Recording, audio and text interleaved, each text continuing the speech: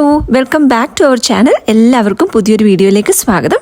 ഇന്നത്തെ വീഡിയോയിൽ നമ്മളൊരു ആഫ്റ്റർ സ്കൂൾ റുട്ടീനാണ് ഷെയർ ചെയ്യുന്നത്. അപ്പോൾ പിള്ളേർ സ്കൂളൊക്കെ കഴിഞ്ഞിട്ട് വീട്ടിലെത്തിയിട്ടുള്ള അവരുടെ കുറച്ച് കാര്യങ്ങളും നമ്മുടെ ഒരു ഈവനിങ് റുട്ടീൻ പോലെ അങ്ങനെ ഒരു ആഫ്റ്റർ സ്കൂൾ റുട്ടീനാണ് ഇന്നത്തെ വീഡിയോയിൽ ഇൻക്ലൂഡ് ചെയ്തിട്ടുള്ളത്.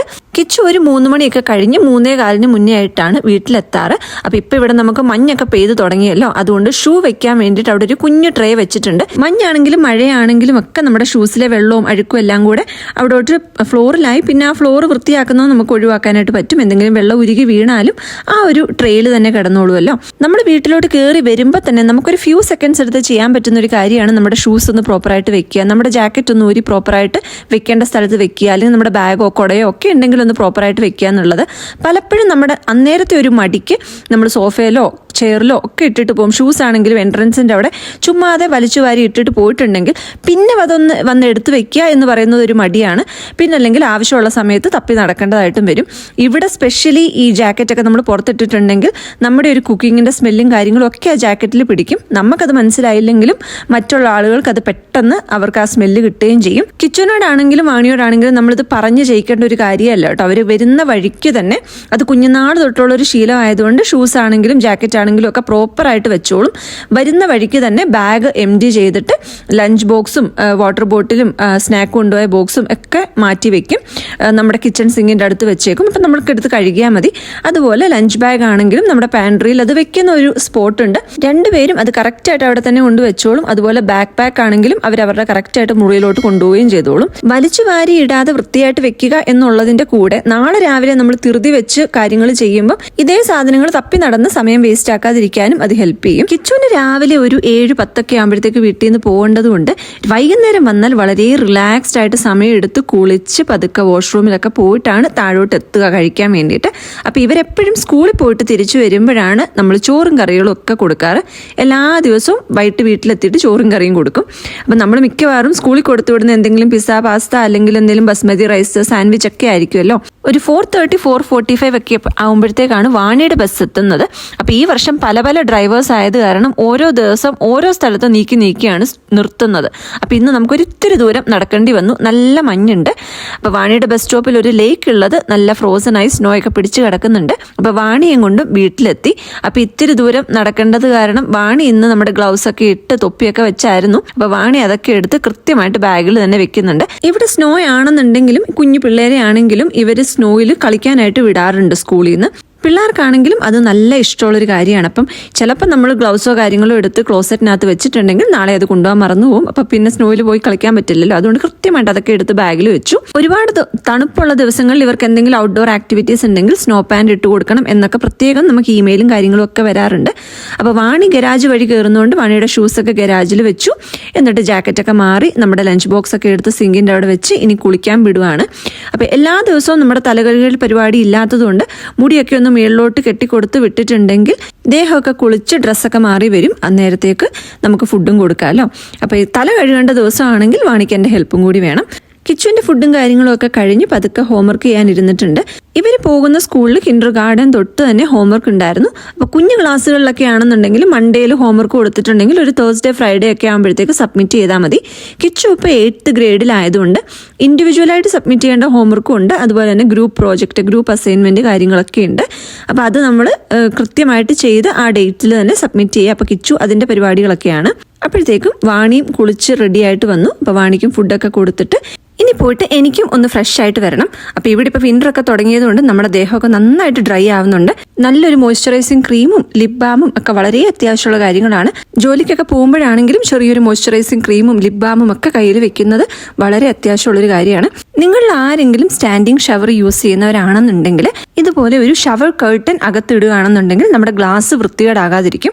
ഇല്ലെന്നുണ്ടെങ്കിൽ നമ്മൾ കുളിക്കുമ്പോൾ വീഴുന്ന സോപ്പും വെള്ളവും ഓയിലും ഒക്കെ ആയിട്ട് ഗ്ലാസ് പെട്ടെന്ന് അഴുക്കാകുകയും ചെയ്യും. നമുക്കത് ക്ലീനിങ് ഒരു പണിയാണല്ലോ. അപ്പോൾ ഇത് ഞാൻ യൂസ് ചെയ്യുന്നത് ഒരു തുണിയുടെ ഷവർ കർട്ടൻ ആണ്. അപ്പോൾ നമുക്ക് വാഷ് ചെയ്ത് യൂസ് ചെയ്യുകയും ചെയ്യാം. എൻ്റെ 2 എണ്ണം ഉണ്ട്. അപ്പോൾ ഓരോന്ന് മാറി മാറി നമ്മൾ വാഷ് ചെയ്യുന്ന അനുസരിച്ചിട്ട് യൂസ് ചെയ്യുക ചെയ്യുന്നത്. ഞാൻ അതിനകത്തുള്ള ഷവർ കർട്ടൻ്റെ റോഡും ഷവർ കർട്ടനും ഒക്കെ വോൾമാർട്ടിൽ നിന്നായിരുന്നു വാങ്ങിച്ചിട്ടുണ്ടായിരുന്നത്. ഇത് പിന്നെ ഡോളർ സ്റ്റോറിൽ നിന്നോ മറ്റോ വാങ്ങിച്ച ഒരു കർട്ടൻ ആയിരുന്നു. തുണിയുടെ തന്നെ വേണം എന്നില്ല, ഏതും യൂസ് ചെയ്യാം. പിന്നെ തുണിയാണെന്നുണ്ടെങ്കിൽ നമുക്ക് വേസ്റ്റ് ചെയ്യാതെ വാഷ് ചെയ്തിട്ട് വീണ്ടും യൂസ് ചെയ്യാമല്ലോ. പിന്നെ ഇത് യൂസ് ചെയ്യുമ്പം ഗ്ലാസ് വഴുക്കാവില്ല, നമുക്കൊരു പ്രൈവസി കിട്ടുകയും ചെയ്യുമല്ലോ. ഇതിനിടയ്ക്ക് വിനീത് വന്ന് വിനീതിൻ്റെ കുളിയൊക്കെ കഴിഞ്ഞ് വിളക്കൊക്കെ കത്തിച്ചിട്ടുണ്ടായിരുന്നു. അപ്പം നമുക്ക് എല്ലാ ദിവസവും ഈ ഒരു സമയത്ത് വീട്ടിലില്ലാത്ത ഒരു സമയമൊക്കെ ആണെങ്കിൽ വിളക്ക് കത്തിക്കൽ പരിപാടിയൊന്നും ഇല്ല. അപ്പോൾ ഇന്ന് വിളക്ക് കത്തിച്ചപ്പോൾ ഒരു 3-4 മിനിറ്റ് അവിടെ ഇരുന്ന് ഒരു ഇത്തിരി നേരമൊക്കെ ഒന്ന് തൊഴുത് എഴുന്നേറ്റിട്ട് ഇനിയിപ്പം ബാക്കി പരിപാടികൾ വൈകിട്ടത്തേക്ക് ചെയ്യാമെന്ന് വിചാരിച്ചു. അപ്പം ഞാൻ ദാ പുറത്തോട്ട് നോക്കുമ്പം അവിടെ ഇവിടെ ആയിട്ട് ക്രിസ്മസ് ഡെക്കറേഷൻസ് ഒക്കെ വന്നു തുടങ്ങിയിട്ടുണ്ട്. നമ്മുടെ ഓപ്പോസിറ്റ് വീടുകളിലൊക്കെ ഇട്ടിട്ടുണ്ട്.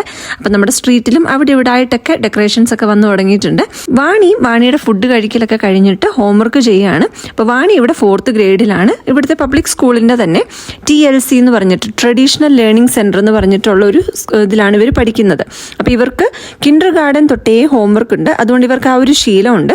എല്ലാ മൺഡേസിലും ഹോംവർക്ക് കൊടുക്കും. അതൊരു തേഴ്സ്ഡേ ഫ്രൈഡേ ഒക്കെ ആകുമ്പോഴത്തേക്കാണ് സബ്മിറ്റ് ചെയ്യേണ്ടത്. പക്ഷേ ഈ വർഷം ഇവർക്ക് മൺഡേ ഹോംവർക്ക് കൊടുത്തിട്ടുണ്ടെങ്കിൽ അത് തേഴ്സ്ഡേ സബ്മിറ്റ് ചെയ്യണം. കഴിഞ്ഞ വർഷം വരെ നമ്മൾ ഹോംവർക്ക് ചെയ്യുന്ന ബുക്ക് കൊണ്ടുപോയി സബ്മിറ്റ് ചെയ്യുമായിരുന്നു. പക്ഷേ ഈ വർഷം അതിൻ്റെ പിക്ചർ എടുത്ത് നമ്മൾ ഓൺലൈൻ അങ്ങ് സബ്മിറ്റ് ചെയ്താൽ മതി. ഡിസയർ ടു ലേൺ D2L എന്ന് പറയുന്ന ഒരു ലേണിംഗ് പ്ലാറ്റ്ഫോമാണ് ഇവർ യൂസ് ചെയ്യുന്നത്. അപ്പം നമുക്കത് ഓൺലൈൻ ആക്സസ് ചെയ്യാം. ടീച്ചേഴ്സ് ഹോംവർക്ക് അപ്ലോഡ് ചെയ്യുന്നതും അതുപോലെ നമ്മൾ ഹോംവർക്ക് ഫിനിഷ് ചെയ്ത് കഴിഞ്ഞ് സബ്മിറ്റ് ചെയ്യേണ്ടതും ഒക്കെ ഈ D2L തന്നെയാണ്. ചില കാര്യങ്ങൾ നമ്മൾ പ്രിൻ്റ് എടുത്ത് അത് സബ്മിറ്റ് ചെയ്യാനുള്ളതുണ്ടാവും. അപ്പം നമുക്ക് പ്രിൻ്റർ ആക്സസ് ഒന്നും ഇല്ലെങ്കിൽ അത് ടീച്ചേഴ്സിനോട് പറഞ്ഞാൽ ആ രീതിയിലും അവർ ഹെൽപ്പ് ചെയ്യും. അപ്പോൾ വാണിയുടെ ഹോംവർക്കുകളെല്ലാം ഫിനിഷ് ചെയ്തതിന് ശേഷം വിനീത് അതിൻ്റെ പിക്ചേഴ്സൊക്കെ എടുത്ത് ഓൺലൈനിൽ ഓരോ പേജസ് ആയിട്ട് സബ്മിറ്റ് ചെയ്യുവാണ്. ടീച്ചേഴ്സ് നമ്മളോട് കൂടുതലും കമ്മ്യൂണിക്കേറ്റ് ചെയ്യുന്നത് ഇമെയിൽസ് ത്രൂ ആണ്. ഇവരുടെ തലയൊന്ന് മുട്ടിയിട്ടുണ്ടെങ്കിൽ പോലും നമുക്ക് ഇമെയിൽ വരും. പിന്നെ പഠിപ്പിക്കുന്ന കാര്യങ്ങളെല്ലാം D2L ഉണ്ടാവും. ചെറിയ ക്ലാസ്സുകളിൽ അങ്ങനെ ടെക്സ്റ്റ് ബുക്കോ കാര്യങ്ങളോ ഒന്നും ഇല്ലെങ്കിലും ടീച്ചേഴ്സ് ഹോംവർക്ക് ആണെങ്കിലും കമ്മ്യൂണിക്കേഷൻ ആണെങ്കിലും ക്ലാസ്സിൽ പഠിപ്പിക്കുന്ന കാര്യങ്ങളാണെങ്കിലും ഓൺലൈനിൽ അപ്ലോഡ് ചെയ്യുന്നതുകൊണ്ട് നമുക്ക് ക്ലാസ്സിൽ നടക്കുന്ന കാര്യങ്ങളെക്കുറിച്ചും പഠിപ്പിക്കുന്ന കാര്യങ്ങളെക്കുറിച്ചും ഒക്കെ പേരൻസിനും ഒരു ധാരണയുണ്ടാവും. കിച്ചു ഇപ്പോൾ 8th ഗ്രേഡിലാണ്. പക്ഷെ അവർക്കും സ്കൂളിൽ നിന്ന് അങ്ങനെ ടെക്സ്റ്റ് ബുക്ക് വാങ്ങിക്കുക, നോട്ട് ബുക്ക് കൊണ്ടുപോകുക അങ്ങനെയൊന്നും ഇല്ല. പക്ഷെ ക്ലാസ്സിൽ പഠിപ്പിക്കുന്ന കാര്യങ്ങൾ അവരൊരു ഫോൾഡറിലാണ് കീപ്പ് ചെയ്യുന്നത്. അതുപോലെ ക്ലാസ്സിൽ പഠിപ്പിക്കുന്ന കാര്യങ്ങളും അസൈൻമെന്റ്സ്, പ്രോജക്ട്സ്, ടെക്സ്റ്റ് ബുക്കിന്റെ ഭാഗങ്ങളൊക്കെ ടീച്ചേഴ്സ് ഓൺലൈനിൽ അപ്ലോഡ് ചെയ്യുന്നതുകൊണ്ട് നമുക്ക് ആവശ്യം അനുസരിച്ച് പ്രിന്റ് എടുക്കുകയോ റെഫർ ചെയ്യുകയോ ഒക്കെ ചെയ്യാനും നല്ല ഹെൽപ്ഫുൾ ആണ്. ഇനി നമുക്ക് നമ്മുടെ ഡിന്നർ പരിപാടി നോക്കാം. അപ്പം ഞാൻ ഷോർട്സ് ആയിട്ട് അപ്ലോഡ് ചെയ്ത സമയത്ത് ബിൻസി റെസിപ്പി ഷെയർ ചെയ്യണമെന്ന് പറഞ്ഞിട്ടുണ്ടായിരുന്നു. നമുക്കിന്ന് ചെറുപയർ ദോശയാണ് ഉണ്ടാക്കാൻ പോകുന്നത്. 1 കപ്പ് ചെറുപയർ നന്നായിട്ട് കഴുകിയിട്ട് ഒരു 4 to 5 hours സോക്ക് ചെയ്തിട്ടിട്ടുണ്ടായിരുന്നു. ഒരുപാട് നേരം സോക്ക് ചെയ്തിട്ടുണ്ടെങ്കിൽ ബാഡ് സ്മെല്ല് വരാൻ ചാൻസ് ഉണ്ട്. അപ്പം നമുക്ക് ഓവർനൈറ്റ് ഒന്നും സോക്ക് ചെയ്യേണ്ട. ഒരു ഉച്ചയൊക്കെ ആകുമ്പോഴത്തേക്ക് സോക്ക് ചെയ്താൽ നമുക്ക് വൈകുന്നേരം അരയ്ക്കാം. ഞാൻ ഒരു ഉച്ചയ്ക്ക് 2 മണിയൊക്കെ ആയപ്പോഴാണ് ഇതെല്ലാം സോക്ക് ചെയ്യാൻ ഇട്ടിട്ടുണ്ടായിരുന്നത്. അതിൻ്റെ കൂടെ ഒരു 1/4 കപ്പ് പച്ചരിയും കൂടി നന്നായിട്ട് കഴുകി സോക്ക് ചെയ്യാൻ ഇട്ടിട്ടുണ്ടായിരുന്നു. അരി വേണ്ടാന്നുണ്ടെങ്കിൽ ഒഴിവാക്കാം. പക്ഷെ അരി ചേർക്കുമ്പോഴാണ് നമ്മുടെ ദോശ കുറച്ചുകൂടെ ക്രിസ്പി ആയിട്ട് കിട്ടുന്നത്. പിന്നെ പച്ചരി ഇല്ലാന്നുണ്ടെങ്കിൽ നമുക്ക് അരച്ചെടുക്കുമ്പം അരിപ്പൊടി വേണമെങ്കിലും ചേർത്ത് മിക്സ് ചെയ്തെടുക്കാം. അപ്പം ഞാനിപ്പോൾ പച്ചരിയാണ് ഇട്ടിട്ടുള്ളത്. കൂട്ടത്തിൽ ഒരു 3 ചെറിയ ഉള്ളി, 2 പച്ചമുളക്, ഒരു ചെറിയ കഷ്ണം ഇഞ്ചി, അതൊക്കെ എരിവിനനുസരിച്ചിട്ട് നമുക്ക് എടുക്കാം. ചെറുപയറല്ലേ, അപ്പം നമുക്ക് ഗ്യാസിൻ്റെ ഇഷ്യൂസ് ഒന്നും വരാതിരിക്കാൻ ഇഞ്ചിയൊക്കെ ചേർക്കുന്നത് നല്ലതാണ്. പിന്നെ ഒരു കൈപ്പിടി മല്ലിയില, അത് നന്നായിട്ട് കഴുകി അതും വെച്ചിട്ടുണ്ട്. ഇനി നമുക്ക് ചെറിയ ജീരകം വേണം. അപ്പോൾ ഒരു 1-1.5 ടീസ്പൂണോളം ചെറിയ ജീരകം എടുത്തിട്ടുണ്ട്. നമ്മുടെ ടേസ്റ്റിനനുസരിച്ച്. പിന്നെ ജീരകവും നമുക്ക് നല്ലതാണല്ലോ. അപ്പോൾ അതും കൂടി നമുക്ക് ഇതിൻ്റെ കൂടെ അരച്ചെടുക്കണം. ചെറുപയർ നമ്മൾ നന്നായിട്ട് കഴുകിയിട്ടാണ് സോക്ക് ചെയ്യാൻ ഇട്ടിട്ടുണ്ടായിരുന്നത്. പിന്നെ ഒരുപാട് നേരം നമ്മൾ സോക്ക് ചെയ്തും ഇല്ലല്ലോ. അപ്പം നമുക്ക് ആ വെള്ളത്തിൽ തന്നെ അരച്ചെടുക്കാം. പക്ഷേ വെള്ളം ചേർക്കുന്ന സമയത്ത് നന്നായിട്ട് സൂക്ഷിച്ച് കുറച്ച് ഒഴിച്ച് മാത്രം അരച്ചെടുക്കുക. ഇല്ലെങ്കിൽ വെള്ളത്തിൻ്റെ കൺസിസ്റ്റൻസി ഒരുപാട് കൂടിപ്പോവും. അപ്പോൾ അതുകൊണ്ട് ഞാനിപ്പോൾ ഈ വെള്ളം ഇത്രയും ഉണ്ടെങ്കിലും ബാക്കി പാത്രത്തിലോട്ട് തന്നെ തിരിച്ചൊഴിക്കുകയാണ്. നമുക്ക് അരയ്ക്കുന്ന മാവിൽ ആവശ്യാനുസരണം കുറച്ചായിട്ട് ആഡ് ചെയ്ത് അരച്ചെടുത്താൽ മതി. നമുക്കൊരു ഇഡലി ബാറ്ററിൻ്റെയും ഒരു ദോശ ബാറ്ററിൻ്റെ ഒക്കെ ഇടയ്ക്കുള്ളൊരു കൺസിസ്റ്റൻസി മതി. ഒരുപാട് ലൂസായി പോയി കഴിഞ്ഞാൽ പിന്നെ നമുക്ക് ദോശ ഉണ്ടാക്കുന്ന സമയത്ത് അത് ബുദ്ധിമുട്ടാവും. മല്ലിയില ഒഴിച്ച് ബാക്കി എല്ലാ ഇൻഗ്രീഡിയൻസും കൂടി ഇട്ട് ചെറുതായിട്ടൊന്ന് അരച്ചെടുത്ത ശേഷം നമുക്ക് മല്ലിയിലയും കൂടി ചേർത്തിട്ട് നന്നായിട്ടൊന്ന് അരച്ചെടുക്കാം. ഈ ചെറുപയർ ദോശയുടെ കൂടെ കഴിക്കാൻ പറ്റുന്ന ഒരു ബെസ്റ്റ് ചമ്മന്തിയാണ് ഉണ്ടാക്കാൻ പോകുന്നത്. അപ്പോൾ ഒരു പാനിലോട്ട് കുറച്ച് വെളിച്ചെണ്ണ ഒഴിച്ചു കൊടുത്തിട്ടുണ്ട്. ഇനി അതിലോട്ട് ഒരു വലിയ സവാള നീളത്തിൽ കട്ട് ചെയ്തത് ചേർത്ത് കൊടുക്കുകയാണ്. ഒരുപാട് ഫാൻസി ഒന്നുമല്ല, വളരെ സിമ്പിളായിട്ട് ഉണ്ടാക്കാൻ പറ്റുന്നൊരു ചമ്മന്തിയാണ്. നല്ല ടേസ്റ്റിയാണ്. നമുക്ക് ആകെയുള്ള പണി ഇത് നന്നായിട്ടൊന്ന് വഴറ്റിയെടുക്കുക എന്നുള്ളതാണ്. അപ്പോൾ തീ കുറച്ചിട്ട് പതുക്കെ അത് വഴണ്ട് വരട്ടെ.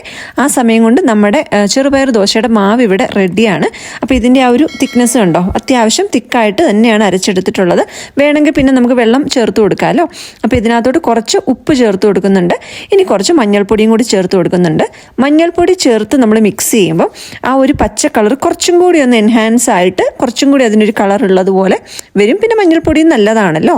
ഇനി നമുക്ക് ഇതിനകത്തോട്ട് ഒരു ഇത്തിരി കായപ്പൊടിയും കൂടി ചേർത്ത് നന്നായിട്ടൊന്ന് മിക്സ് ചെയ്തെടുത്തിട്ട് നമ്മുടെ ദോശ ചൂടാം. വെള്ളം കൂടാണ്ട് മാത്രം ഒന്ന് ശ്രദ്ധിച്ചാൽ മതി. നമ്മുടെ ഒരു ഇഡലി ബാറ്ററിന്റെ ഒക്കെ ഒരു കൺസിസ്റ്റൻസി ഉണ്ടല്ലോ, ആ ഒരു പരുവത്തിൽ അരച്ചെടുത്താൽ മതി. ഉള്ളി വഴറ്റാൻ ചെറിയ തീയിലാണ് ഇട്ടിട്ടുള്ളത്. പിന്നെ ഒരു കാസ്റ്റ് അയൺ പാനും ആണ്. അപ്പോൾ അത്യാവശ്യം നല്ല ചൂട് വരുമല്ലോ. അപ്പോൾ പതുക്കെ അതൊന്ന് വഴണ്ടു വരട്ടെ. ദോശ ചുടാൻ വേണ്ടിയിട്ട് ഞാനൊരു കാസ്റ്റ് അയൺ പാൻ അടുപ്പത്ത് വെച്ച് കൊടുത്തിട്ടുണ്ട്. അതിലോട്ട് കുറച്ച് നല്ലെണ്ണയാണ് തടവി കൊടുക്കുന്നത്. പിന്നെ ദോശയിൽ ഒഴിക്കാൻ കുറച്ച് നെയ്യും എടുത്തു വെച്ചിട്ടുണ്ട്. അപ്പം നമ്മൾ ഈ ഒരു മാവ് ഒഴിച്ചു കൊടുക്കുന്ന സമയത്ത് ഒരുപാട് അമർത്തി പരത്താതെ പതുക്കെ സോഫ്റ്റായിട്ടൊന്ന് പരത്തി കൊടുത്താൽ മതി. അപ്പം നമ്മുടെ ഇങ്ങനെ പൊട്ടി പോവാണ്ട് എന്നാൽ നമുക്ക് നല്ല തിന്നായിട്ട് പരത്തിയെടുക്കാൻ പറ്റും. തിന്നായിട്ട് പരത്തിയെടുക്കുമ്പോൾ അത് നല്ല ക്രിസ്പി ആൻഡ് ടേസ്റ്റി ആയിട്ട് കിട്ടും. പിന്നെ നമ്മളൊരു ഇത്തിരി അരി ആഡ് ചെയ്തിട്ടുണ്ടല്ലോ, അരി ആഡ് ചെയ്തതും നമ്മുടെ ദോശ ഒന്നുകൂടെ ഒന്ന് ക്രിസ്പി ആയിട്ട് വരാനായിട്ട് ഹെൽപ്പ് ചെയ്യും. താഴത്തെ സൈഡ് നന്നായിട്ട് കുക്കായി വരുമ്പോൾ നമുക്ക് തിരിച്ചിട്ടിട്ട് രണ്ട് സൈഡും കുക്കാക്കി എടുക്കാം. അപ്പം ഞാനൊരു ഇത്തിരി നെയ്യ് അതിൻ്റെ മുകളിലോട്ടൊന്ന് തൂവി കൊടുക്കുന്നുണ്ട്. എന്നിട്ട് നമ്മുടെ ആ ഒരു താഴത്തെ സൈഡ് കുക്കായി വരുമ്പോൾ നമുക്ക് തിരിച്ചിട്ട് രണ്ട് സൈഡും കുക്കാക്കി എടുക്കാം. അപ്പം നല്ല ക്രിസ്പി ആയിട്ടും നല്ല ടേസ്റ്റി ആയിട്ടും കിട്ടും. ഉള്ളി ഇവിടെ ആവശ്യത്തിന് വഴണ്ട് വന്നിട്ടുണ്ട്. അപ്പം ഞാൻ ആ തീ ഒന്ന് ഓഫ് ചെയ്തു. പിന്നെ കാസ്റ്റ് അയൺ പാൻ ആയതുകൊണ്ട് അതിൻ്റെ ഒരു ചൂട് വരുമല്ലോ. അപ്പോൾ ഇനി പൊടികൾ അത് തീ ഓഫ് ചെയ്തിട്ടാണ് ഞാൻ ആഡ് ചെയ്യുന്നത്. നമുക്ക് ആവശ്യത്തിനുള്ള കാശ്മീരി ചില്ലി പൗഡർ ആഡ് ചെയ്ത് കൊടുക്കാം. അപ്പം ഞാനൊരു വലിയ സവാളയായിരുന്നു എടുത്തിട്ടുണ്ടായിരുന്നത്. അപ്പോൾ ഒരു 1.5 ടീസ്പൂണോളം കാശ്മീരി ചില്ലി പൗഡർ ആഡ് ചെയ്ത് കൊടുത്തു. ഇനി ആ ചൂടിൽ അതൊന്ന് പച്ചമണമൊക്കെ മാറി വരട്ടെ. ഉള്ളി വഴറ്റിയ സമയത്ത് ഉപ്പൊന്നും ആഡ് ചെയ്തിട്ടുണ്ടായിരുന്നില്ല. അപ്പോൾ ഇപ്പം ആവശ്യത്തിനുള്ള ഉപ്പും കൂടി ചേർത്ത് കൊടുത്തിട്ട് നന്നായിട്ട് മിക്സ് ചെയ്ത് ഇനി ഈ മിക്സ് ഒന്ന് ആറി വരുന്ന സമയത്ത് നമുക്ക് മിക്സിയിലൊന്ന് പൾസ് ചെയ്തെടുക്കണം. കല്ല് ഒരുപാട് ചൂടായിട്ടുണ്ടെങ്കിൽ നമ്മുടെ മാവ് പരത്തുന്ന സമയത്ത് അത് പ്രോപ്പറായിട്ട് സ്പ്രെഡായി വരാൻ ബുദ്ധിമുട്ടായിരിക്കും. അപ്പോൾ ഒരു ഇത്തിരി വെള്ളം ഒന്ന് തളിച്ചു കൊടുത്തിട്ടുണ്ടെങ്കിൽ നമ്മുടെ കല്ലൊന്ന് തണുക്കാനായിട്ട് അത് ഹെൽപ്പ് ചെയ്യും. പിന്നെ നമുക്ക് സാധാരണ തൊട്ട് നല്ലെണ്ണ പുരട്ടി വീണ്ടും മാവ് ഒഴിച്ച് നമുക്ക് ദോശ ചുട്ടെടുക്കാം. ഇത് നമുക്ക് ബ്രേക്ക്ഫാസ്റ്റിനോ ലഞ്ചിനോ ഡിന്നറിനോ ഒക്കെ കഴിക്കാൻ പറ്റുന്ന നല്ല ഹെൽത്തി ആയിട്ടുള്ള ഒരു ദോശയാണ്. ചിലരിത് വൺ സൈഡ് മാത്രമേ കുക്ക് ചെയ്തെടുക്കാറുള്ളൂ. പക്ഷെ ഞാൻ ഇതിന്റെ രണ്ട് സൈഡും തിരിച്ചു മറിച്ചു ഇട്ട് കുക്ക് ചെയ്ത് ക്രിസ്പി ആയിട്ടാണ് എടുക്കുന്നത്. അപ്പം നമ്മുടെ ഉള്ളി ഒന്ന് തണുത്തു വന്ന സമയത്ത് മിക്സിയിലിട്ട് ചെറുതായിട്ടൊന്ന് പൾസ് ചെയ്തെടുത്തു. ഒരുപാട് അരഞ്ഞു പോകണ്ട, ഒന്ന് പൾസ് ചെയ്തെടുത്താൽ മതി. എന്നിട്ട് അതിനകത്തോട്ട് ആവശ്യത്തിനുള്ള വെളിച്ചെണ്ണയും കൂടി ചേർത്ത് കൊടുക്കുക. ഉപ്പൊക്കെ കറക്റ്റ് ആണോ എന്ന് നോക്കുക. ഇതൊന്ന് മിക്സ് ചെയ്തെടുത്തിട്ടുണ്ടെങ്കിൽ നല്ല ടേസ്റ്റി ആയിട്ടുള്ളൊരു ചട്നിയാണ് ഇത്. നമ്മുടെ ചെറുപയർ ദോശയുടെ കൂടെ നല്ല സൂപ്പർ കോമ്പിനേഷനാണ്. അപ്പം നമ്മൾ ഉള്ളി വഴറ്റിയ സമയത്ത് ഒരു ഇത്തിരി വെളിച്ചെണ്ണ മാത്രമേ ഒഴിച്ചിട്ടുണ്ടായിരുന്നുള്ളൂ. ഇപ്പം നമുക്ക് ആവശ്യമുണ്ടെങ്കിൽ 1-2 ടീസ്പൂൺ വെളിച്ചെണ്ണയും കൂടി ഒഴിച്ചിട്ട് ഒന്ന് നന്നായിട്ട് മിക്സ് ചെയ്തെടുത്താൽ മതി. ഉണ്ടാക്കാനും ഈസിയാണ്, നല്ല ടേസ്റ്റിയുമാണ്. അപ്പോൾ വിനീത് നമ്മുടെ ദോശ ചുടൽ പരിപാടി ഏറ്റെടുത്തിട്ടുണ്ട്. ഞാനപ്പോൾ ചെറുതായിട്ട് ക്ലീനിങ് ഒക്കെ അങ്ങ് ചെയ്തു തുടങ്ങാം. അപ്പം നമ്മൾ ഇന്നൊരു ആഫ്റ്റർ സ്കൂൾ റുട്ടീൻ ആണല്ലോ. അപ്പോൾ സ്കൂളിൻ്റെ കാര്യങ്ങൾ തന്നെ പറയാം. ഇവർക്കിടയ്ക്ക് ക്ലാസ് ടെസ്റ്റും കാര്യങ്ങളും ഒക്കെ ഉണ്ട്. അപ്പം നമുക്കങ്ങനെ മാർക്ക് കുറയുക, ഗ്രേഡ് കുറയുക, അതിനകത്തൊന്നും നമ്മളൊന്നും ഇവരെ പറയാറില്ല. നന്നായിട്ട് പഠിക്കണം, അടുത്ത പ്രാവശ്യം ബെറ്റർ ആയിട്ട് മാർക്ക് വാങ്ങിക്കണം എന്ന് പറയും. അതല്ലാണ്ട് നമ്മളങ്ങനെ ഓവർ സ്ട്രിക്റ്റ് ഒന്നും ആവാറില്ല. പക്ഷെ ഒരു കാര്യത്തിൽ മാത്രം ഇവരോട് സ്ട്രിക്റ്റ് ആയിട്ട് പറഞ്ഞിട്ടുള്ളത് ഹോംവർക്ക്, അസൈൻമെന്റ്, പ്രോജക്റ്റ് കാര്യങ്ങൾ സബ്മിറ്റ് ചെയ്യേണ്ട ഡേറ്റിൽ തന്നെ സബ്മിറ്റ് ചെയ്യണം. അത് നമ്മുടെ ടീച്ചേഴ്സിനോട് കാണിക്കാൻ പറ്റുന്നൊരു റെസ്പെക്റ്റ് ആണ്. അവർ തരുന്നൊരു വർക്ക് കറക്റ്റ് സമയത്ത് തന്നെ സബ്മിറ്റ് ചെയ്യുക എന്നുള്ളത്. നമ്മൾ നമ്മുടെ മാക്സിമം എഫേർട്ട് ഇടുക, ബെസ്റ്റ് പെർഫോമൻസ് കൊടുക്കുക. മാർക്ക് കൂടുക കുറയുക എന്നൊക്കെ ഉള്ളത് മാറി മാറി വരാം. അതിൽ നമ്മൾ ഇവർക്ക് ഒരു സ്ട്രെസ്സും കൊടുക്കാറില്ല. അതുകൊണ്ട് തന്നെ ഇവർക്ക് നമ്മളോട് വന്ന് കറക്റ്റായിട്ട് ഓപ്പണായിട്ട് കമ്മ്യൂണിക്കേറ്റ് ചെയ്യാൻ ഒരു ബുദ്ധിമുട്ടും ഇല്ല. നമുക്കും ഇവർക്ക് എന്തെങ്കിലും അസിസ്റ്റൻസ് വേണം എന്നുണ്ടെങ്കിൽ മനസ്സിലാക്കാനും അത് ഹെൽപ്പ് ചെയ്യും. നമ്മൾ ഒരുപാട് പേടിപ്പിച്ചിട്ടുണ്ടെങ്കിൽ ഇവർ പല കാര്യങ്ങളും നമ്മളോട് പറയാൻ മടിക്കും. നമ്മൾ പല കാര്യങ്ങളും അറിയാതെ പോകും. ഇനി ഇവർ പറഞ്ഞില്ലെങ്കിലും നമ്മൾ അങ്ങോട്ട് ചോദിച്ച് കാര്യങ്ങൾ മനസ്സിലാക്കുക. പലപ്പോഴും ഇപ്പോൾ കൊച്ചു കുട്ടികളൊക്കെ ആണെങ്കിൽ നമ്മളോട് വന്ന് പറയുന്ന കാര്യങ്ങൾ വളരെ സില്ലി ആയിട്ടുള്ള കാര്യങ്ങളായിരിക്കും. അപ്പം നമ്മൾ ചിലപ്പോൾ കേൾക്കാൻ കൂട്ടാക്കത്തില്ല, അല്ലെങ്കിൽ നമ്മൾ കളിയാക്കും. അങ്ങനെയുള്ള കാര്യങ്ങൾ ചെയ്യുമ്പോൾ കുട്ടികൾക്കത് പൊതുവെ പറയാനായിട്ട് മടി വരും. നമ്മൾ വളരെ ക്യൂരിയസ് ആണ്, അറിയാൻ ഭയങ്കര ഇൻട്രസ്റ്റ് ഉണ്ടെന്ന് പറഞ്ഞ് കേൾക്കുമ്പോഴായിരിക്കും അവരുടെ ഒരു പ്രായം വെച്ചിട്ടുള്ള വലിയ വലിയ കാര്യങ്ങളാണ് നമ്മളോട് ഷെയർ ചെയ്യുന്നത്. അപ്പം നമുക്ക് ഇൻട്രസ്റ്റ് ഉണ്ടെങ്കിലും ഇല്ലെങ്കിലും ഇൻട്രസ്റ്റ് കാണിച്ച് തന്നെ അത് കേൾക്കുക. അതെത്ര ചെറിയ കുട്ടിയാണെങ്കിലും വലിയ കുട്ടിയാണെങ്കിലും അവർ പറയുന്ന കാര്യങ്ങൾ നമ്മളൊന്ന് ക്ഷമയോടെ കേൾക്കുന്നുണ്ടെന്ന് തോന്നുമ്പോഴാണ് നമ്മളോട് സംസാരിക്കുന്നവർക്ക് കാര്യങ്ങൾ ഷെയർ ചെയ്യാനായിട്ടും തോന്നുന്നത്. പലപ്പോഴും നമ്മൾ കാര്യങ്ങൾ കേൾക്കുന്നത്, കാര്യങ്ങൾ മനസ്സിലാക്കുന്നതിൽ കൂടുതൽ മറുപടി പറയാൻ വേണ്ടിയിട്ടാണല്ലോ. അത് അറ്റ്ലീസ്റ്റ് കുട്ടികളുടെ അടുത്തെങ്കിലും കാണിക്കാതിരിക്കുന്നതാണ് നല്ലത്. അപ്പോൾ വാണി വൈകുന്നേരം ആയപ്പോഴത്തേക്കും നാളത്തേക്ക് ഇടാനുള്ള യൂണിഫോമും കാര്യങ്ങളും ഒക്കെ എടുത്തു വെച്ചിട്ടുണ്ട്. തലേന്ന് രാത്രി തന്നെ നമ്മൾ ഇവരുടെ ബാഗും യൂണിഫോമും കാര്യങ്ങളും എല്ലാം റെഡിയാക്കി വെക്കാറുണ്ട്.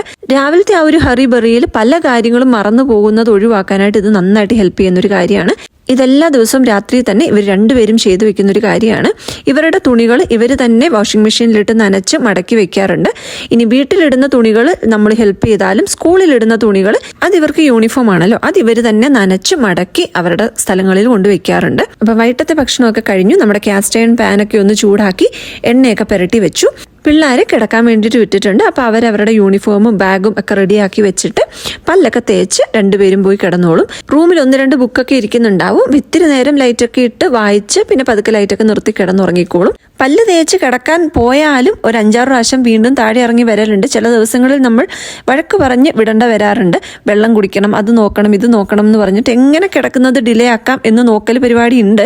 പിന്നെ നമ്മൾ കഴിവതും അവരെ സമയത്ത് തന്നെ കിടക്കാൻ വേണ്ടി വിടും. രാവിലത്തേക്കുള്ള അലാറമൊക്കെ രണ്ടുപേരുടെയും ബെഡ് സൈഡിൽ ഓരോ കുഞ്ഞ് അലാം ക്ലോക്ക് ഉണ്ട്. അതിൽ വെച്ചിട്ടൊക്കെയാണ് കിടക്കുന്നതെങ്കിലും അലാം അടിച്ചാൽ ചില ദിവസങ്ങളിൽ നമ്മൾ പിന്നെ എഴുന്നേറ്റ് പോയി നിർത്തേണ്ട അവസ്ഥയാണ്. എന്നാലും അതൊരു ശീലമാകുമല്ലോ എന്ന് വിചാരിച്ചിട്ട് നമ്മൾ രണ്ടുപേരോടും അലാമൊക്കെ സെറ്റ് ചെയ്ത് വെച്ചിട്ടാണ് കിടക്കാൻ പറയാറ്. കിച്ചുവിന് നേരത്തെ പോകേണ്ടതുകൊണ്ട് കിച്ചുവിനോടാണ് മെയിൻ ആയിട്ടും പറയാറ്. വാണിയെ മിക്കവാറും നമ്മൾ തന്നെയാണ് എഴുന്നേൽപ്പിക്കാറ്. എന്നാലും രണ്ടുപേരും അലാം ക്ലോക്ക് ഒക്കെ സെറ്റ് ചെയ്ത് വെക്കാറുണ്ട്. ചില ദിവസങ്ങളിൽ എഴുന്നേറ്റോളും, ചില ദിവസങ്ങളിൽ നമ്മൾ ഇന്ന് എഴുന്നേൽപ്പിക്കേണ്ടതായിട്ടും വരാറുണ്ട്. സ്കൂളുള്ള ദിവസമാണെങ്കിലും അല്ലെങ്കിലും ടിവിയോ ഗെയിമോ എന്തെങ്കിലും കാണണമെങ്കിൽ നമ്മൾ അതൊക്കെ സമ്മതിക്കാറുണ്ട്. പിന്നെ ഓവറായിട്ട് അതിന്റെ മുന്നിൽ ഇരുന്നിട്ടുണ്ടെങ്കിൽ നമ്മൾ നിർത്തിച്ചു വിടാറുമുണ്ട്. ഫുഡൊക്കെ കഴിച്ച് കിടക്കാൻ പോയി കഴിഞ്ഞാൽ ആ സമയത്ത് ടി വി ഒന്നും വെക്കാണ്ട് എന്തെങ്കിലും ബുക്കൊക്കെ വായിച്ചിട്ട് കിടക്കാൻ പറയും. അതല്ലെന്നുണ്ടെങ്കിൽ കിടക്കുന്നത് വീണ്ടും ലേറ്റ് ആവും. ഓവർ സ്ട്രെസ് കൊടുക്കാതെ ആരുമായിട്ടും കമ്പയർ ചെയ്യാതെ അവരെ ഒന്ന് റിലാക്സ്ഡ് ആയിട്ട് വിടുമ്പോൾ മാത്രമേ അവർ പഠിക്കുന്ന സമയം പ്രൊഡക്റ്റീവായിട്ട് യൂസ് ചെയ്യാനും അതേപോലെ നമ്മൾ എന്തിനെങ്കിലും വിളിക്കുമ്പം ഇൻട്രസ്റ്റോട് വരാനും ഒക്കെ കൂട്ടാക്കുള്ളൂ. കഴിഞ്ഞ പരീക്ഷയിൽ മാർക്ക് കുറഞ്ഞിട്ടുണ്ടെങ്കിൽ അതിലേക്കാട്ടിൽ ബെറ്റർ ആയിട്ട് വാങ്ങിക്കണം എന്ന് പറയുക. അല്ലാണ്ട് നമ്മൾ ഒരിക്കലും വേറൊരു കുട്ടിയുമായിട്ട് കമ്പയർ ചെയ്ത് പറയരുത്. കാരണം ഓരോരുത്തർക്കും ഓരോ കഴിവായിരിക്കും. പിന്നെ നമ്മൾ വേറെ ആരോടെങ്കിലും ഒക്കെ കമ്പയർ ചെയ്യുമ്പോൾ പിള്ളേർക്ക് അവരോട് മനസ്സിലൊരു വൈരാഗ്യം വരാനും ചാൻസ് ഉണ്ട്. അപ്പൊ കഥയൊക്കെ പറഞ്ഞു തന്ന സമയം കൊണ്ട് നമ്മുടെ അടുക്കള ക്ലീനിങ് ഒക്കെ കഴിഞ്ഞു. പാത്രമെല്ലാം കഴുകി സിങ്കൊക്കെ ഒന്ന് ക്ലീൻ ചെയ്തു, വേസ്റ്റ് ഒക്കെ കൊണ്ട് കളഞ്ഞു. ഇനി ഡിഷ് വാഷറും കൂടെ ഒന്ന് ഓൺ ആക്കിയാൽ മതി. അപ്പൊ ഇത്രയേ ഉള്ളൂ ഇന്നത്തെ വീഡിയോ. ഇഷ്ടമായിട്ടുണ്ടെന്ന് വിചാരിക്കുന്നു. അഭിപ്രായങ്ങളും നിർദ്ദേശങ്ങളും കമന്റിലൂടെ അറിയിക്കുമല്ലോ. നമുക്ക് പുതിയൊരു നല്ല വീഡിയോയുമായിട്ട് ഉടനെ കാണാം. എല്ലാവരും നല്ല സുഖമായിട്ടും സന്തോഷമായിട്ടും ഇരിക്കൂ. Thanks for watching. Take care. By.